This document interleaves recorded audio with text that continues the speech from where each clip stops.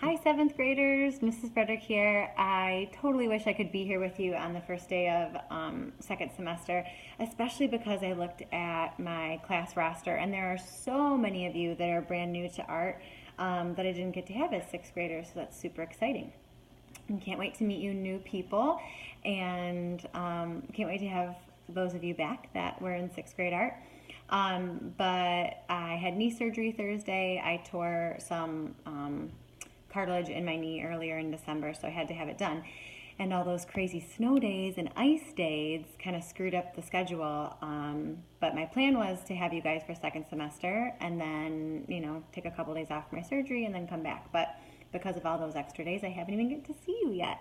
So fingers crossed I'm back Tuesday, but I just wanted to give you a little video intro today and let you know what we're going to be doing for the next couple class periods. So even if I was here with you today, we would be doing the exact same thing that I'm talking to you about. So I guess first off, make sure that wherever you're sitting, whatever space you're sitting in the room, there's no more than 4 stools at the table. There's just not enough space at the tables to cram more than 4 people. So kind of figure that out. So no more than 4 stools, and make sure that you've chosen a smart seat where you're not going to be super distracted by your peers. So if we have any issues with that, we can deal with that when I get back. And we'll go over syllabus and all that kind of stuff when I get back. But let's get started. So for today, you're going to need a pencil or a pen, something to write with. You'll need something to color with too, but I've got a bunch of markers and colored pencils in the room if you didn't bring your own, which is no big deal. And then you'll also need a sketchbook. Eventually, if you did not bring a sketchbook today, it's not a big deal. You can grab a couple pieces of white drawing paper from the front of the room. I have some drawing paper in little wire baskets up there, and you can grab that. So I'm going to let you take a couple seconds now to grab something to write with and to go get, if you don't have a sketchbook in front of you, to get at least two pieces of drawing paper. So go ahead and go do that. And I'll just kind of hang out here. Get some stuff set up. So when you are ready, you either have your 2 sheets of drawing paper or you have your sketchbook open in front of you.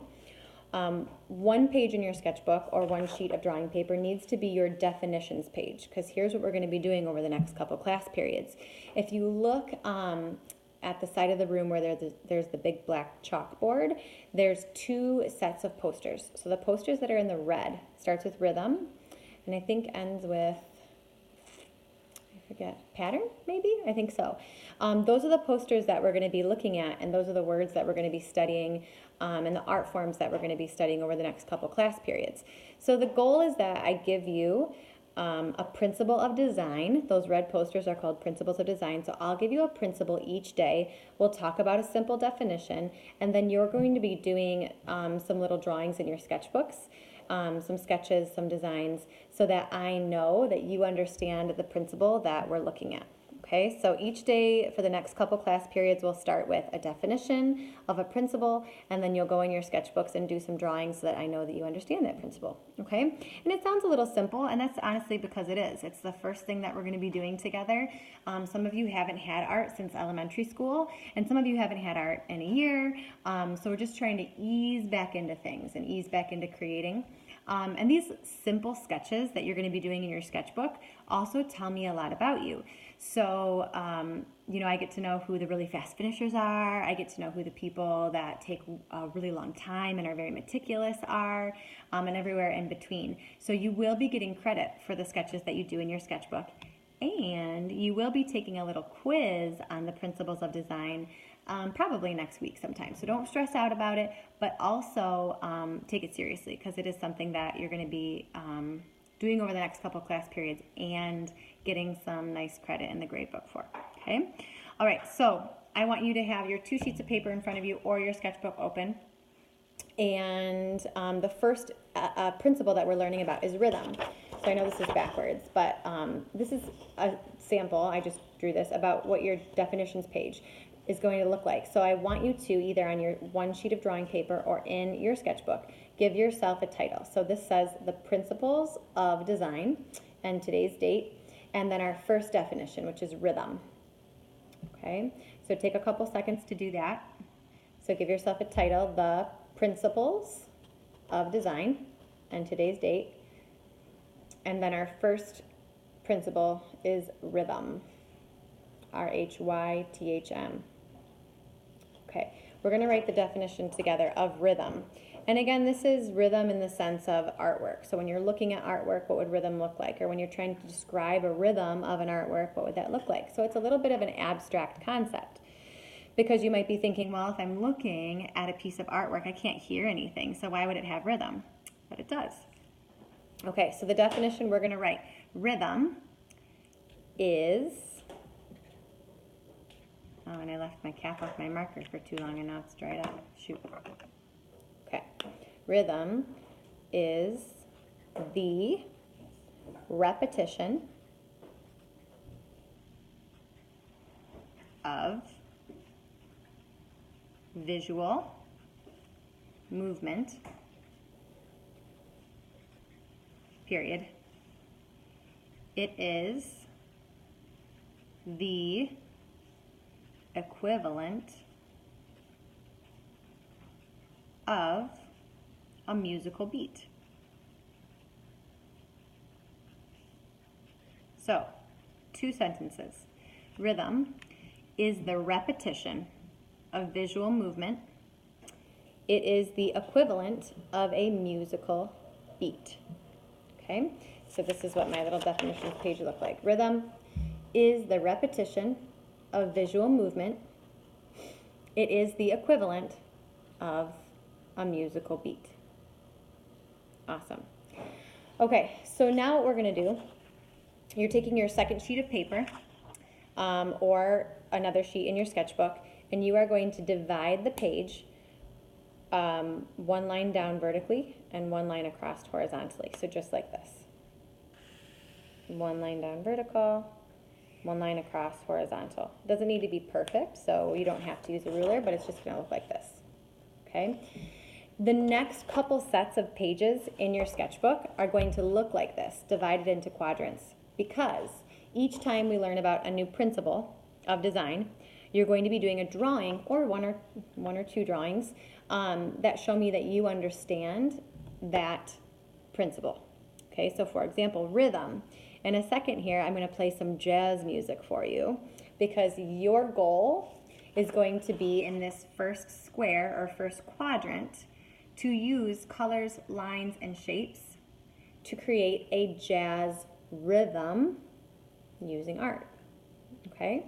So in this little quadrant right here, I'm going to write rhythm because I'm going to give you each 5 points per drawing when we're all done with all of our designs.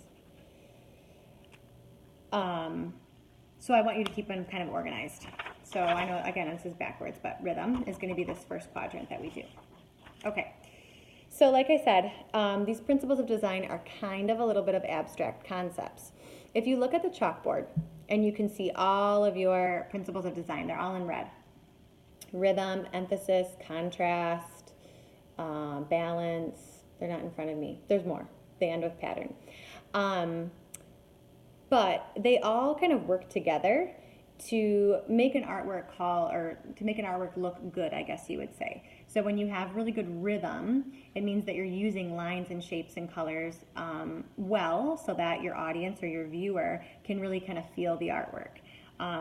So again, we're going to use this little quadrant to create a jazz rhythm using colors and lines and shapes. So we're going to take like 15 seconds and listen to this nice little jazz ensemble that I've got going on here. But I want you to think about, if you've ever heard jazz music, what kind of instruments you might be hearing. And if you had to put a color to these instruments, what colors you might put to them. Okay? All right. So here we go.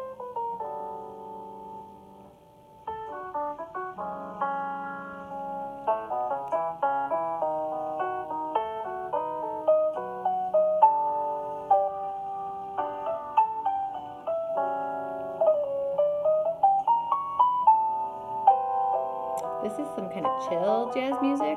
I'm really feeling my purples and my blues. I'm also hearing lots of piano.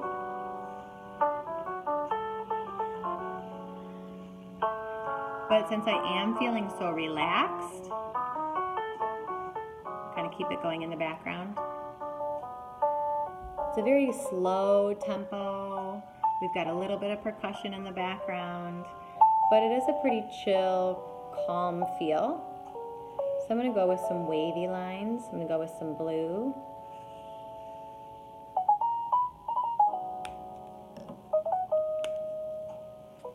Maybe some purple, and I'm just kind of doing something kind of random. Maybe some purple dash marks. I don't know, just kind of going with it. So it's totally up to you how you want to create this jazz rhythm. Let me try to see if I can find a different jazz song, because jazz doesn't always have to feel very calm. It can kind of be a little bit more upbeat also. Let's see. So other instruments that you might hear during jazz music could be those brass instruments, instruments that are trumpets or saxophones, and those instruments might make you feel more warm colors and maybe like jagged lines. So let's see if we can find that, something like that. Just more piano. But I'm going to let you guys decide. So this first box, remember your goal is to create, and this isn't done yet, I would kind of keep going with this, but is to create that feel of a jazz rhythm. So whether you want it to be that calm, soothing, relaxing, kind of blues and greens and wavy lines, or maybe you want it to be more brass instrument, reds, oranges, yellows, kind of more crazy lines, totally up to you. Okay? That's our first principle of design. I hope you enjoy your drawing time.